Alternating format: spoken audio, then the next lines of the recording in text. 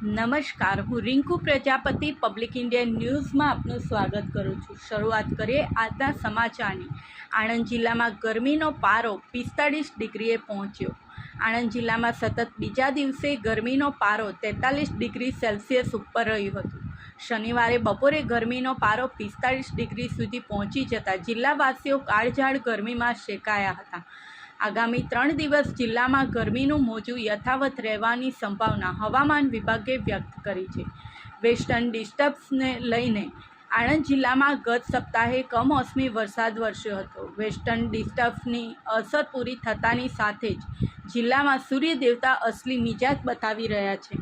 આણંદ કૃષિ યુનિવર્સિટીના હવામાન વિભાગના જણાવ્યા મુજબ શનિવારે સવારે જિલ્લાનું મહત્તમ તાપમાન 42.5 ડિગ્રી સેલ્સિયસ અને લઘુત્તમ તાપમાન 29.2 ડિગ્રી સેલ્સિયસ નોંધાયું હતું, જ્યારે હવામાં ભેજનું પ્રમાણ 65% અને પવનની ઝડપ 6.9 કિલોમીટર કલાક નોંધાયું હતું। જ્યારે શનિવારે બપોરના 4 કલાકની આસપાસના સુમારે મહત્તમ તાપમાનનો પારો 45 ડિગ્રી સેલ્સિયસ સુધી પહોંચી જતા જિલ્લાવાસીઓએ અગનગોળા વરસાવતી ગરમીનો સામનો કર્યો હતો। સામાન્ય જનજીવન અસ્તવ્યસ્ત થવા પામ્યું છે અને બપોરના સુમારે કેટલાક માર્ગો સૂમસામ ભાસી રહ્યા છે।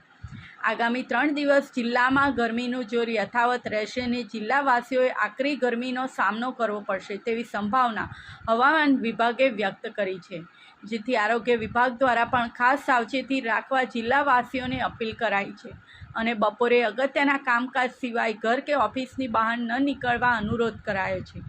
મે માસમાં સમગ્ર આણંદ જિલ્લામાં કાળઝાળ ગરમી વરસી રહી છે, જેને લઈ આણંદ જિલ્લામાં 108 ઇમરજન્સી સેવાને મે માસના પ્રથમ પખવાડિયામાં ગરમીને લગતા કુલ 14 કોલ મળ્યા હતા, જેમાં ગરમીના કારણે હાઈ ફીવરના 13 કોલ મળતા 108ની ટીમે દર્દીઓ સુધી પહોંચી પ્રાથમિક સારવાર આપી હતી।